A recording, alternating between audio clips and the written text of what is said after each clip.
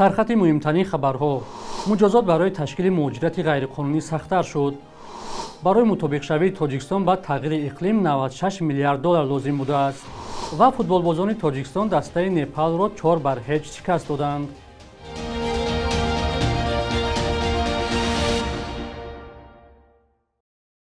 درود بیننده‌های عزیز، برنامه نویدی بامدادی را با خبرها از تاجیکستان و جهان از استودیوی رادیوی آزادی در دوشنبه تقدیم می‌کنیم. امروز 14 نوامبر است. думаи давлатии русия 13 ноябр аз таҳриқ қонуне ҷонибдорӣ намуд ки ҷазои созмондиҳии муҳоҷирати ғайриқонуниро сахттар мекунад. акнун онҳое ки ба таҳияи санадҳои қалбакӣ барои муҳоҷирати ғайриқонунӣ даст мезананд аз 5-10 миллион то 60 миллион рубл ҷарима хоҳанд шуд. ҳамчунин барои таҳияи ҳуҷҷатҳои қалбакӣ мур ё бланка истифодаи интиқол ё фурӯши онҳо то 80 000 рубл ва барои такрори чунин ҷиноятҳо то 200 000 рубл ҷарима пешбинӣ мешавад. раиси думаи давлатӣ Вячеслав Володин дар саҳифаи худ дар Телеграм аз ин тарз ситоиш кард. дар Русия аксаран муҳоҷирони кориро ба иқомату кори ғайриқонунӣ гуногор дониста онҳоро пайваста озору азият медиҳанд ва аз кишвар меронанд. ҳамчунин бино бар шикояти муҳоҷирон пулиси Русия ин муқарраротро барои ришватситонӣ истифода мебарад. тоҷикистон барои мутобиқшавии кишвар ба тағйири иқлим ва гузариш ба иқтисоди сабз ба 96 миллиард доллар ниёз доштааст. ин нукта дар гузориши Тоҷикистон дар бораи иқлим ва рушд ки аз сӯи Бонки ҷаҳонӣ ва Кумитаи ҳифзи муҳити зисти кишвар таҳия шудааст зикр гашт. иҷрои барномаи коҳиши оқибатҳо ва мутобиқшавӣ ба тағйири иқлим тақрибан 17 миллиард доллар талаб мекунад. илова бар ин барои иҷрои барномаи азими ислоҳоти ҳукумати Тоҷикистон 79 миллиард доллари дигар сармоя лозим аст. омадааст дар гузориш. Тоҷикистон барои коҳиши осебпазирии кишвар дар натиҷаи тағйири иқлим ва гузариш ба иқтисоди сабз стратегияеро таҳия кардааст ки ҳадафи он кам кардани оқибати офатҳои табиӣ ба монанди хушксолӣ, обхезӣ ва ярч мебошад. дар фасли баҳори имсол Тоҷикистон шоҳиди омадани селҳои зиёд буд ки дар натиҷаи он даҳҳо манзили сокинон ва иншооти иҷтимоӣ осеб диданд. мақомот гуфтанд ки офатҳои табиӣ дар 6 моҳи аввали соли 2024 барои кишвар қариби 131 миллион сомонӣ баробар ба 12 миллион доллар зарар расондаанд. баъзе созмону ниҳодҳои молӣ аз ҷумла Бонки Осиёи рушд, Бонки Аврупои таҷдид ва рушд, Агентии Иёлоти Муттаҳидаи Амрико оид ба рушди байналмилалӣ аз сармоягузорӣ дар тарҳҳои марбут ба рушди иқтисоди сабз дар Тоҷикистон хабар дода буданд. вале мақомот дақиқ намегӯянд ки кишвар ва ниҳодҳои молӣ чӣ қадар пул дарёфт кардаанд ва харҷи маблағҳо то куҷо дурусту шаффоф сурат гирифтааст. ширкатҳои дорусозӣ аз хоҷагиҳои ҷангали ноҳияҳои Балҷувон ва Муъминобод 1.3 тонна гиёҳҳои шифобахшро ҷамъоварӣ намуданд.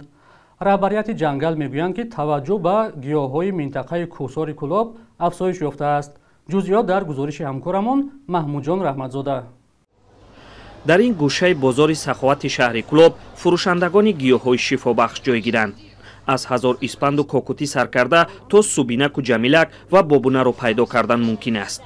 ҳамаи ин гиёҳҳоро фурӯшандагон аз кӯҳистони инҷо меоранд. Қурбон Авазов солҳо дар бозори саховат гиёҳ мефурӯшад. ӯ мегӯяд ҳар гиёҳи ӯ харидори худро дорад. ина валерьянка, қайноҷа, ҷамбилак, какути барои дам, ина гилимаҷақ ушани амхел барои дам чизи хубаст. ҳамаи мё ҳисоби кӯҳистони химле, марғелон барои гурдадард, рӯян ишан барои гурдадард мешавад, сансабил ҳама ё барои гурда дард кардан шифобахши барои чизи химле. дар минтақа Балҷувон, Ховалинг, Шоҳин ва Муъминобод ноҳияҳои кӯҳиянд. дар онҳо мағзорону ҷангалҳои бешуморанд. 43 намуд гиёҳи шифобахш дар кӯҳҳои ин ноҳияҳо мерӯидаанд. ширкатҳои дорусозӣ бо ҷангалбонҳо ҳамкорӣ карда гиёҳ ҷамъ мекунанд. хоҷагии ҷангали Сарихусу, хоҷагии ҷангали Муъминобод ба ҳамкорӣ дорад, хоҷагии ҷангали Балҷувон ба ҳамин ширкатҳои дорусозӣ ҳамкорӣ доранд. сета хоҷагии ҷангал ва ҳаимсол 1.3 тонна ҷамъ кардагиам. ширкатҳои дорусозие ки гиёҳ мегиранд онро коркард карда ба бозор мебароранд. ҳоло ҳар навъ гиёҳҳои лозимаро метавон аз дорухона ҳам пайдо кард. шифочой, ҷамилак ва субинак аз ҷумлаи онҳост. бархе табибон дар дорухат барои фишорбаландӣ ин гиёҳҳоро тавсия медиҳанд. дар хоҷагии ҷангали минтақа гуфтанд ки таваҷҷӯҳ ба ҷамъоварии гиёҳҳо зиёд мешавад. акнун ба гуфтаи раҳбарияти ҷангал бештари худи дорусозҳо ба гиёҳчинӣ меоянд. гиёҳҳое ки ба гуфтаи ҷангалбонҳо солҳои пеш хӯроки гову чорво мешуд. ҳоло бошад барои шифои аз ҳар гуна бемориҳо онро сокинон истифода мебаранд ва мегӯянд шояд дар оянда ин соҳа саноатӣ ва содиротӣ низ шавад.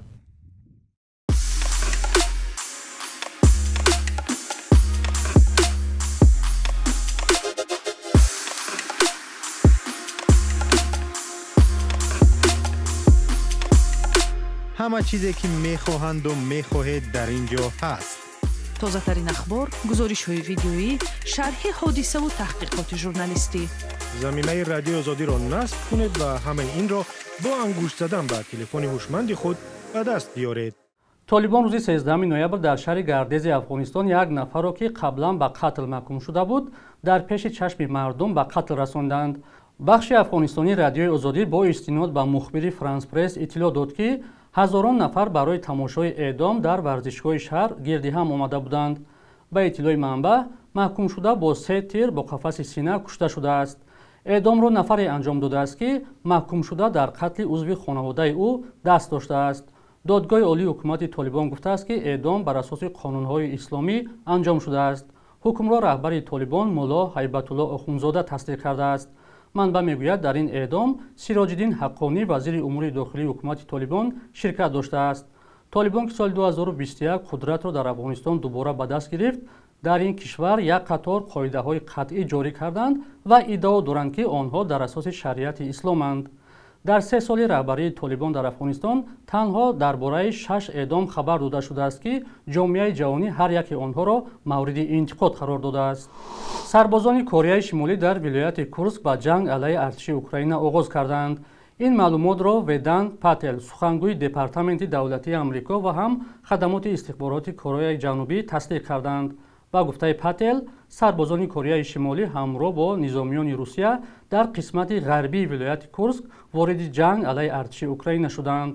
сухангӯи департаменти давлатии Амрико афзуд ки ин кишвар аз тасмими Русия барои кӯмак гирифтан аз Кореяи Шимолӣ бисёр нигарон аст.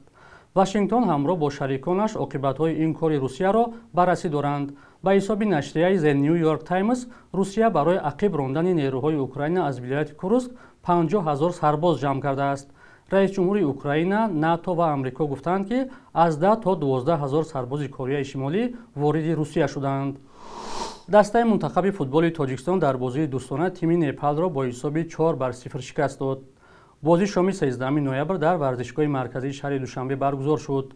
4 голи Тоҷикистонро Шервони Мамбачоев ва Алишер Ҷалилов ба самар расонданд. бо вуҷуди ҳавои боронӣ, садҳо мухлис барои тамошои бозӣ омада буданд. мунтахаби футболи Тоҷикистон ин пирӯзиро пас аз 5 бохти пай ҳам ба даст овардааст. дар радабандии ФИФА ё Федератсияи байналмилалии футбол, Тоҷикистон дар байни 201 тими миллӣ дар ҷои 105 ва Непал дар ҷойгоҳи 176 қарор доранд. дар назар аст ки мунтахаби Тоҷикистон рӯзи 19 ноябр бо тими Афғонистон ҳам дар Душанбе бозии дӯстона гузаронанд. бахши як рӯзи таърихро ҳамкорамон Хиромон Бақозода омода кардааст ки таҳаввулоти муҳимтарини таърихро дар рӯзи 14 ноябр фаро мегирад.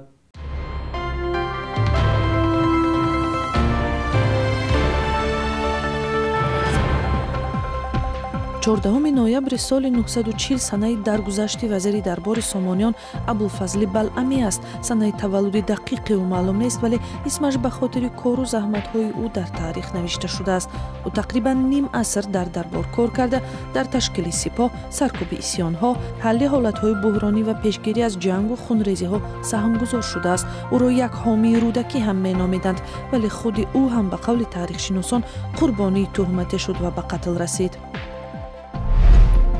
аз санаи 14 ноябри соли 1991 рӯзи ҷаҳонии мубориза бо диабет ё бемории қанд баргузор мешавад, ки яке аз бемориҳои сангин ба шумор меравад.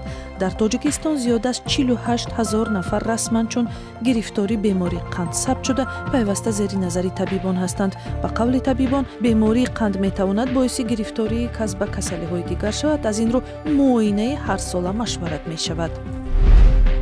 14 ноябри соли 2011 Султон Қувват, раҳбари ҳизби сабт нашудаи Тараққиёт дар 61 солагӣ даргузашт. ӯ солҳо талош кард ки ҳизби сиёсӣ Тараққиётро номнавис кунад, вале мақомот напазируфтанд. сиёсатмадори фаъол ва хостори номзадӣ дар президентии соли 1999 ва яке аз тарафдорони ислоҳоти сиёсӣ дар Тоҷикистон буд. ӯ дар муаррифии барномааш гуфта буд ки худам дуздӣ намекунам, дигаронро ҳам дуздӣ карданӣ намемонам. субҳи имрӯз Бонки Миллии Тоҷикистон арзиши асъори хориҷиро дар баробари сомонӣ чунин муқаррар кардааст, ки он метавонад аз бонкҳои тиҷоратӣ фарқ кунад.